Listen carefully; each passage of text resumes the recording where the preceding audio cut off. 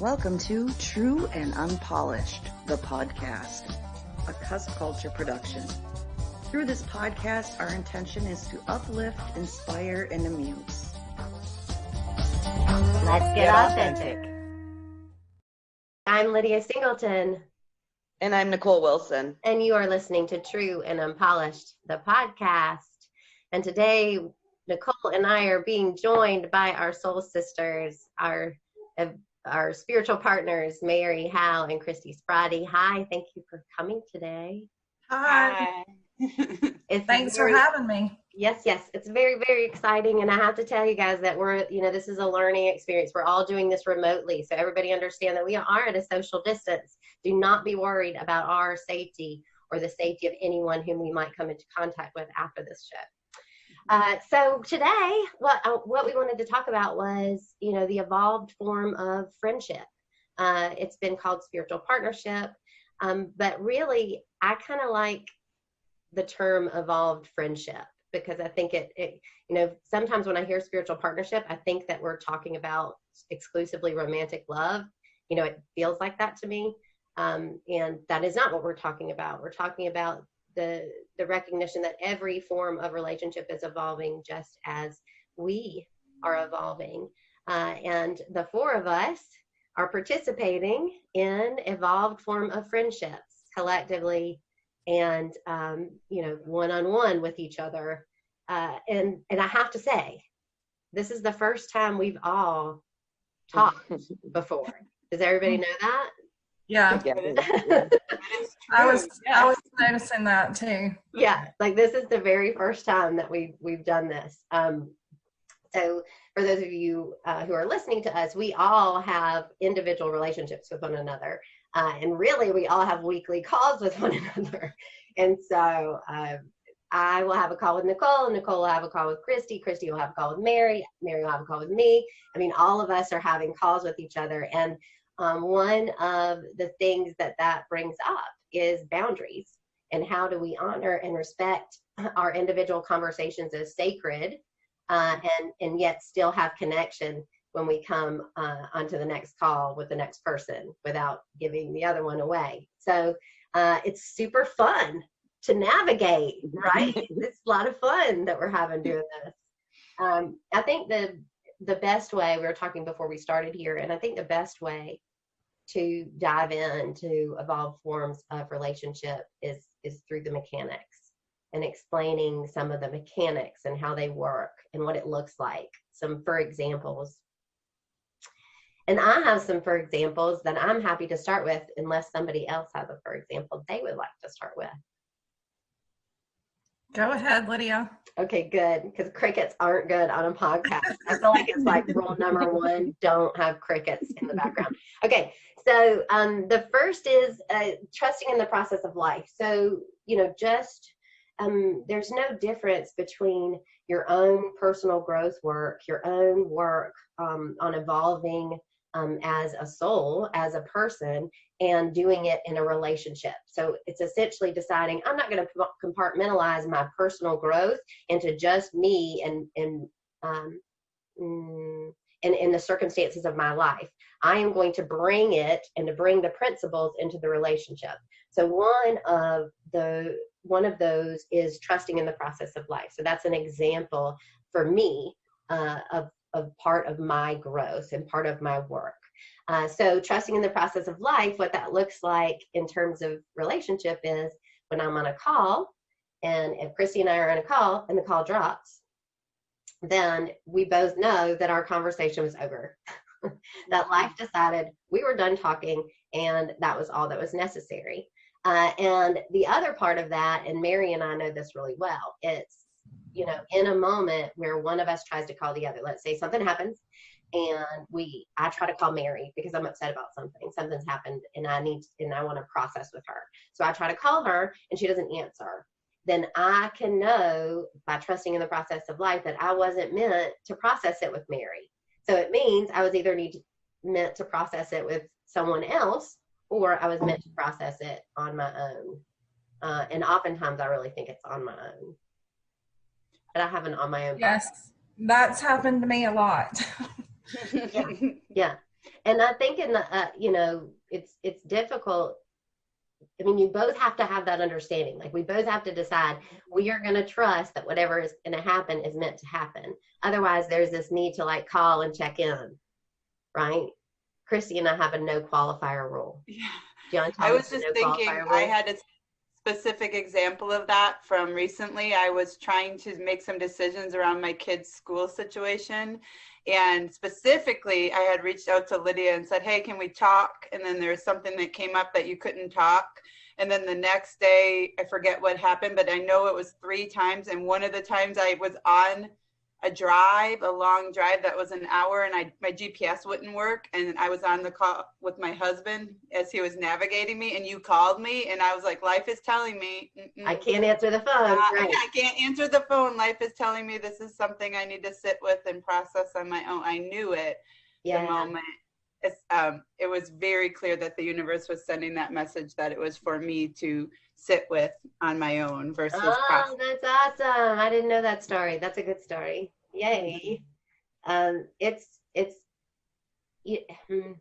difficult too, because when we know, in that example, I knew that Christy was trying to navigate something, and that she, and I love her, and I genuinely wanted to show up for her. And I also knew that to show up for me would be not having the call and that day, because I had so many things back to back to back to back to back. And so I had to say, okay, I'm going to take care of Lydia first. Ooh, that brings us to another mechanic, right? Another mechanism is self-love, and deciding that in order for me to show up for you, I have to know my boundaries, but also know, like, in this example, in this moment, is it realistic? Like, can I have a call and it not, implode my day in this world of COVID-19 and pandemic, when our children are at home and they never leave. So that's good. Okay, that's one. Does anybody else have one they want to share? I think to go along with self-love is trust. And for me, trust has been something that in recent years that's been difficult, because my husband had an affair, and so he was the one person I trusted, and so it really challenged my beliefs about trust. And what I have learned through that is I'm really the one person that I can trust. And I think if I love myself and care for myself, then I can show up in an authentic and trusting way in my relationships too. Yeah. And so I think those two things go together. Yeah. And that's what I teach, is trusting, learning to love yourself and trust yourself is really the key to having that kind of trusting relationship. Yes, absolutely. And we should say here that Mary is a mindfulness coach and artist, and Fox, that's the other one. Full Circle Programs. Mary is Full Circle Programs, and you can find her on Facebook and on the web. And Christy is Fox Valley Mindful Learners. We should have tagged those things. Sorry guys. Yay. So what I wanted to add with the trust piece is, so trust, I think, in order for me to trust you, I have to trust that you are going to not always tell me what you think I want to hear. Like, I remember I had a conversation with Nicole earlier in this year, and we were talking about, I could feel that she was giving birth to this, Cusp of Life coaching. I could feel that it was super purposeful. I could feel that Cusp culture was purposeful, and I wanted to show up for her and, really help her to process it. And we weren't sure if I was going to be involved or if I wasn't going to be involved, and I was just kind of showing up for her. And one of the things I said is, look, if I'm going to be involved, if this is like a partnership thing, then you got to be willing to tell me no. You got to be willing to argue with me. You got to be willing to say it ain't okay. Because the way our relationship started was that I, was in a supervisory role, and that is no longer the case. And so, we've had to change that dynamic, right, Nicole? Yeah, that was a huge shift in our relationship. Yeah. And I mean, I was like telling you that I was expecting us to argue soon. Like you better disagree with me soon. And that's a part of trust. Like I have to, you know, and I think, Mary, I hope this is okay to say, and if not, we'll edit it out, so don't worry. But, you know, in your relationship, your marriage, which, you know, I was around to see, I think part of the thing that was lacking with the trust there is that you were put on a pedestal, right? Like, right. I don't think that element was there. That element that said, you know, no, this isn't okay. I mean, maybe in the day to day, but I think overall it was more of a pedestal. Like it has to be equal, right? Mm-hmm. So that's the thing. You know, the evolved form of relationship is a partnership among equals. Mm-hmm. And the example that I gave a few weeks ago was from Gary Zukav's book, Spiritual Partnership. And he said that in your mind and any interaction and any relationship you have, you put yourself on one side of the scale. So if you look at the jeweler's scale, you know, I don't know if it's a jeweler's scale, the old timey scale, you know what I'm talking about. It goes, the scales of justice. Yeah, right. Think the scales of justice. Think that, and really, do they know that? Okay, just, you know, old timey scale, everybody. And I'm showing you a picture with my hands that you can't see. And you put yourself on one side of the scale, you put the other person on the other. And in your mind, if it moves, so in other words, if you go down and the other person is up, and so you're looking up at them, it means you put them on the pedestal. It's not equal. You are feeling inferior to them.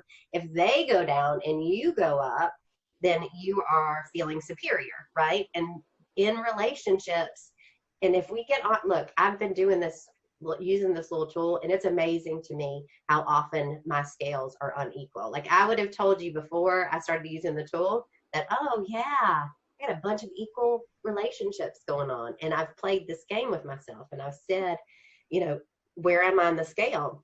And there is, in most relationships, I'm coming to Mary, most relationships they oscillate between I feel superior to you, I feel inferior to you, I feel superior to you, I feel inferior to you. And that isn't a judgment. It's just the way most, you know, the typical form of relationship is based. Yes, Mary, how? Well, I think when you talk about equality in relationships, you've got to also be careful to remember that it is a balance. And those scales that you're referring to are about, it's an issue of balance. So there's, you know, different things that we bring to relationships. Mm-hmm. And you might remove something or add something, and that throws the balance off. So it's I think, important to think about the balance when you're thinking about equality, because it's not ever going to be 100% equal all the time. So when you say balance, are you talking about give and take? Is that what you mean? Right, give and take. And, you know, there was a period of literally 4 years where I called Lydia every time I had something come up, and I was a mess for 4 years. And there was not a lot of give and take during that time. But in recent years, when I've been in a healthier place, and as time went on during that 4-year period, you know, I was able to give more equally to the relationship. But there was a time period where I would say I was taking a lot more than I was giving. And I was fortunate to have the kind of friend that was okay with that and understood where I was. But in a lot of relationships, that wasn't the case. And those relationships have died because I wasn't giving equally. Well, but I have to say though that there was, here's what I as I hear you say that, the reason why this worked is because, number one, I had, you know, in my mind, hurt you before, and this was an opportunity to me for me to show up and show you that I loved you and that I cared about you and that you and your life mattered to me. So you know, I felt this honor. Now, the reason why that worked over time is because, you know, when I was helping you to navigate, you know, the circumstances, you know, any given circumstance, when I was helping you to navigate, as I was saying it to you, I was making it and reminding myself that this is the way forward, right? So all these things that I've been reading about and studying, and as far as spiritual growth was concerned, I was able to put them into practice by sharing them with you. So then I was solidifying them more in me. Now, the reason why it worked is because we had the understanding. You knew that if I didn't answer the phone, I couldn't, and you didn't expect me to. So that, you see what I mean? Like, if it had been you needed me and you didn't understand and have that understanding that I'm not always going to in any moment, but as soon as I can, I will. If we didn't have that balance, then it wouldn't have worked. But that was your part that you played in it. You gave me the freedom to show up for you when I could and not judge me at any moment when I couldn't. So that was an important part. Nicole or Christy, does that bring Well, I don't know, this is tangential, but what is coming up to me as I heard the two of you talk was, I think that this evolved form of friendship requires an openness to peer into the parts of yourself that you're afraid of, because typically what we might do in a friendship is we use this a friend is a Band-Aid, like I don't feel good and we want them to make us feel better. But what you're saying is, if I couldn't answer, Mary calls me and I can't answer, she knows I'm not supposed to talk to her, but that means now she's on her own. I mean, not truly, maybe someone else she's supposed to talk to, but a lot of the times it's now I have to be able to look into what I'm most afraid of, and I don't have that Band-Aid that an old friendship might have put on. I have to just be there raw in the moment, or even maybe a friend, or this evolved friendship, that the person would illuminate for you that thing, and then you sit with it and say, oh, what does this mean? But it is, I think you have to be brave and willing and open to be in that space of those things you most maybe fear about yourself, and be open to having them be illuminated through the relationship. And that was what was coming up as I heard you talk for me.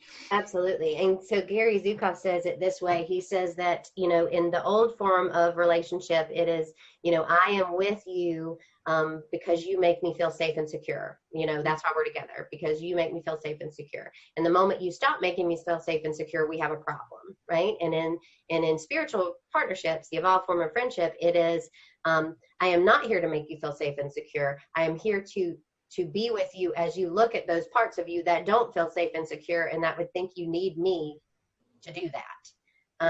And so it's a willingness to look at things, but also a willingness not to, my spiritual journey, I drive that ship. Nicole drives that ship. It's not up to me, even if I were to see something, one of Nicole's blinders, it is not up to me to tell Nicole when she is ready to look at her blinder. However, I have to be willing to say it. I have to be willing when it's time to say the thing that I see that she might not be looking at. But there has to be, this place of love and equality, because if you see a part of me, one of the things that I am blind to, something that I'm not conscious of in this moment, and you see it, and I can feel that our scale is not equal, that you in some way are looking down at me, or I in some way am looking up at you. If I feel that, then you're not going to be able to help bring it to the light to me. That's why it's really important that I'm responsible for my scales and making sure they're equal. And you're responsible for your scales and making sure they're equal. And that's in terms of the, superiority, inferiority. That's when Christy and I first met each other. One of the first things we ever really did together was we started a mindfulness parenting group. And it was kind of before we were close, and we kind of ended up being close through it. But I told her, after the fact, that when we first started that group, I was really intimidated to be co-facilitating this group with a child psychologist. Like, I'm just this mom who practices mindfulness, and here I am with this child psychologist, and that made me feel very inferior. And I was open enough and I trusted, Christy and our friendship enough for me to tell that to her. And, we talked through that and it made us stronger through it. Yeah. Yeah. What I think is interesting about that, oh, sorry, go ahead, Nicole. No, just being willing to, see where you're at too. I think it's interesting because I was there. I was at the group and I had no recognition in that moment that your scales were in balance. I didn't feel that. In fact, when I showed up in that space, I did not feel superior to you at all. So it was me. The lens you were looking at it through, but I didn't see it through that lens. So it truly was your scale and it wasn't mine. And I think our scales can be different even for the same relationships. So. Yes, and that's a great point, that each of us have a scale. So in any interaction, you've got a scale, I've got a scale, and what's on your scale has nothing to do with what's on my scale. So my job is what's on my scale, and making sure it's balanced on my end. And I think the other thing that brings up, which is really important, is that it is interaction by interaction. I think over time, Mary and I have been very close for a very long time. So I think that over time, because we have consistently had the balanced scale, it's just our status quo that it's on balance. And it's very, very, we actually had a moment, was it last week or the week before, where my scale was not in balance at all. And it was so foreign because it has not happened in years. That I just it was completely bizarre. And I totally got sidetracked because now I'm thinking that my mind just went down that rabbit hole of what was going on 2 weeks ago. What was it saying? What's it saying, everybody? Well, it was you had a moment where you felt like I was leaving you out. Yes. Of something. And in my mind, my mind was somewhere completely else. Right. Yes. Yes. So that's what I meant. So it is interaction by interaction. So, over time, if you've had them equal long enough, that's where the status quo is, and it tends to default to that. But it doesn't matter if you've been that way for 20 years. In any moment, the scale can change, right? So in the interaction that Nicole shared about she and Christy, and her interaction of feeling like Christy, she was feeling inferior to Christy. The next moment, the next hour, she could go to feeling superior. If Christy had a moment where I don't know, maybe Christy did something and then Nicole's like, oh, that's not very spiritual of her. I'm totally putting this in their mouth. This didn't happen, everybody. I feel like I'm the scapegoat of this example. Sorry, Christy.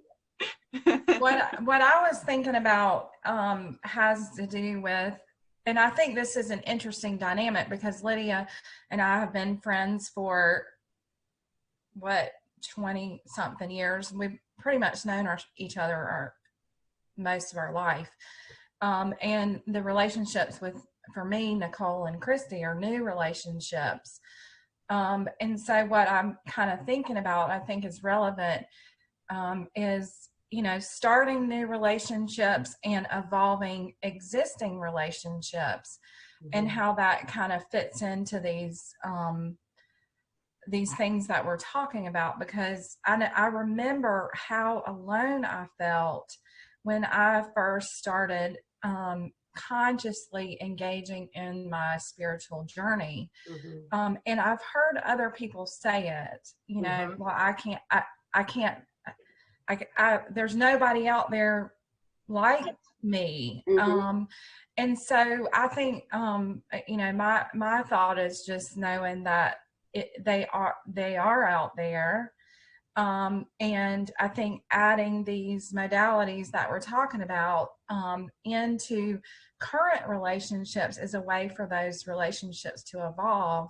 But also, from my experience, that's one of the things that has happened is a lot of my relationships that I've had for a very long time have ended. And knowing that's part of this journey too. So I just thought I would kind of bring that up because I think that's important. I think that's something I really wrestled with, because I would say it's maybe been 3 years. I have one other friend that I can pinpoint that I would say that was a spiritual partner. We wouldn't have used that term at the time, but not a long period of time. But now I'm going down a rabbit hole. You just went down a rabbit hole. What was I going to say? But it was interesting. I know. I really wrestled probably 1.5 years ago with what does that mean for existing long-term friendships. I'm the type of person that has a lot of friendships that I maintained over my entire life. And it just felt less and less tolerable. I know that's the wrong word, but I think that's the right word. I was going to mention that is that, you know, in my experience, and I think that all the gals will agree with me, what begins to happen is the old form of relationship is no longer okay with you. Like you just can't tolerate it. There's a certain point in your spiritual growth where you can do the surface thing for a little bit, but not, you know, if we're not going to both come to the table and be real with each other, then it's going to be really difficult to maintain that. And so, you know, they do fall away. And I will say from my experience, the way that you know, I'm now surrounded by, you know, people that, Mary brought this up to me. She said, you know, for the first time in your life, really, not that other people didn't care about me and love me, but for the first time in my life, I am really seen by the people that are in my life. Like they see me, they value me, they get my worth and my value. And the reason that happened is because I decided to become the spiritual partner I wanted.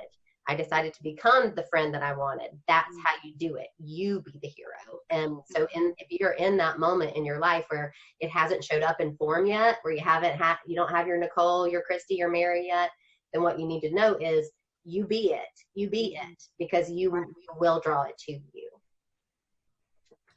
Yeah, I think that goes along with the trusting in the process of life too. I mean, I've had a lot of the endings of friendships have been painful, but also have led to tremendous growth because I feel like I've been willing to look at myself. Yes.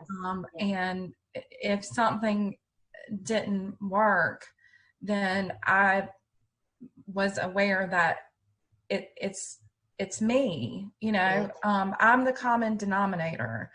So what's that giraffe quote? Yeah, it's the giraffe quote is, okay, I'm a butcher her name. I love her so much, and it's very hard to say her name. Her name is Iyanla Vanzant. Yes, ladies and gentlemen, I just did that. And the quote now is, if one person tells you that you're a giraffe, you know, just keep moving. If another person calls you a giraffe, check your mouth for grass. You know, so if it's being mirrored to you by more than one person, then you need to look within. And I think Mary brings up a really good point, and that is that, you know, it is the recognition that in every interaction, in every conflict, in every growth moment, and every great conversation, there is a lesson for you and there is a lesson for me.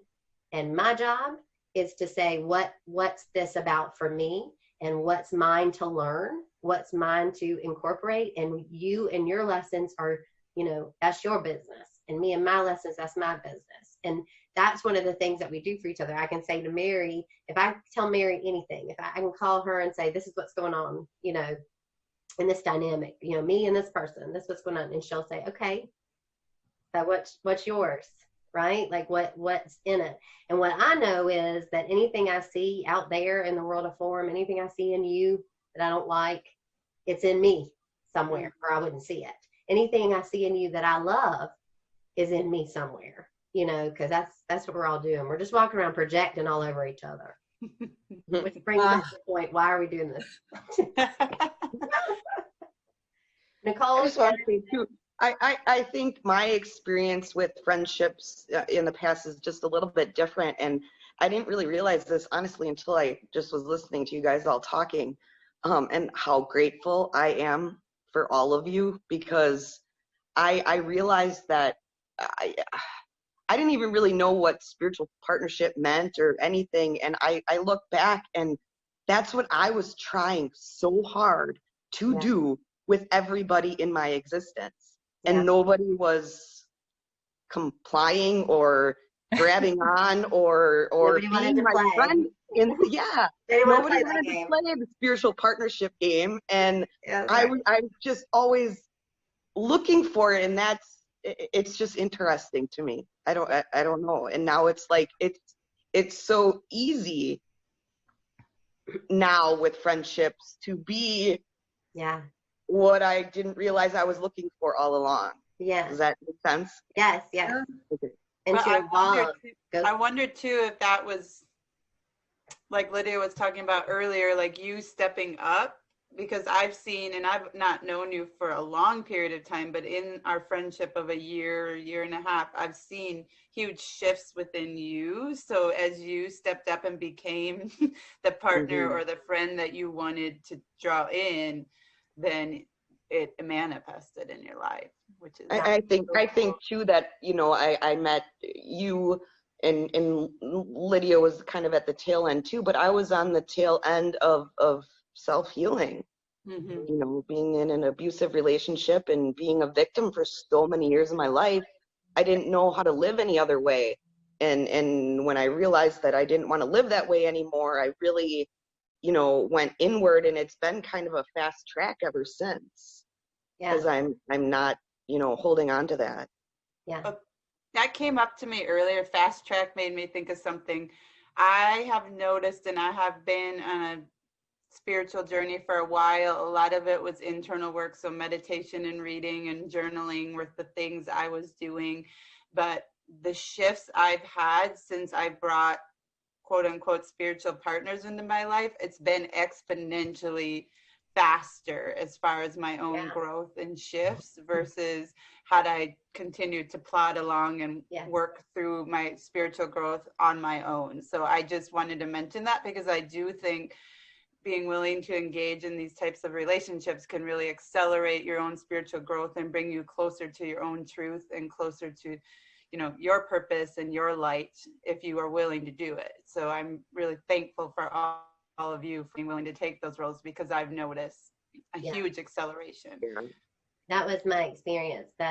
And that's one of the gifts that happened when Mary reached out in that really difficult moment in her life where she realized that her husband had been having an affair. So it was this critical moment of shift in her life. And she said, help. And I said, okay. Up until that point for years, you know, for a period of, I don't know, 4 years, 5 years, I don't know, but we won't get lost in the timing. There was a period of years where Mary and I did not speak the way that we do now. In the way that we had prior to that. We had like a moment where we both went our own way. And when she came, you know, during that moment and said, help, it is the thing that got me out of the kitchen, like I call it my kitchen church. Like I just would do the spiritual growth and spiritual work in my kitchen by myself, like all by myself. And what I then began to notice is Mary, I would talk to her about these principles and things that I learned. And Mary would do in 30 minutes what it took me 3 weeks to do, because I was doing it by myself without any feedback, without anybody to process with and talk about it. And so it was such a gift to me to watch Mary, you know, and now I've seen it with other people too. It's that it goes so much faster. It really does go so much faster. And that I had done it. I had done it on my own too. But I think it was having that person to bounce things off of, that is also going through it. And I think that's the way relationships work.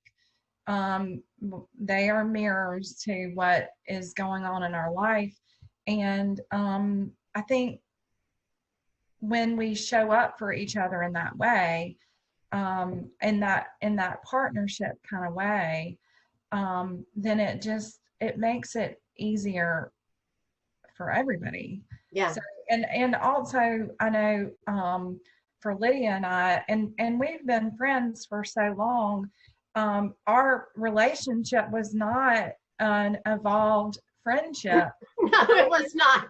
But it was always soulful. It was always soulful, right? And so your soulmate. So, you know, I do have that kind of relationship where the relationship itself has evolved. And so that is definitely possible, but it's not, it's really not the case in most of my relationships. But and the work, there's a group of people that Mary and I were a part of. Well, Mary was a part of it, and I looked and wanted to be, but they wouldn't let me in. But it was I'll let you in. Thank you. She did. It's a very There's a back door. There's a back door. I'll sneak in. Don't tell anybody. So there was this group, and what I noticed with this group is anytime somebody kind of took responsibility and started to look at themselves and change in any way, this group would go, no, you're not allowed to change. These are the rules. This is how we do it. And anybody that looked different, and oftentimes growth is messy. So if you are a person that begins to try to, harness your growth, you look like a flipping mess a lot of the time, right, in the beginning. They just think you have lost your mind, right? You are off your rocker. And so I think it's important to recognize that, in this journey, and I think that there's just commonalities that we all have. And I think there is a moment in which the people whom you are very close to all think that something is really wrong with you because you have decided to change the rules. You've decided to look at things in a different way. And so as you discover how beautiful you are without needing to improve on your inside, the more you look like you need to improve on your outside because you start to drop all these coping mechanisms and all these defenses and strategies. And what's left is this I don't know state, where I don't know how to be in the world right now. And so I just think that in the role of spiritual partnerships in that, the role of evolved friendships in that, is that I think there is great purpose to a time where the old falls away.